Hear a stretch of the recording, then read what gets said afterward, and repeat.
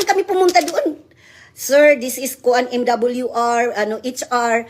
Please, iano lang namin yan sa mga militaryo. Sa anong yung asawa mo dati. Yung mga anak ninyo. Spread out lang yan. One click lang yan. Tingnan natin. Dapat mawala na kayo ng lisensya. Punya, naabot na puntaan ni sa MWR, HR. Unsa man ni, trabahante ka sa army sulod. Sa buka, gani mo madamay. Ay, mabuang na dyan ko ni mo dahil.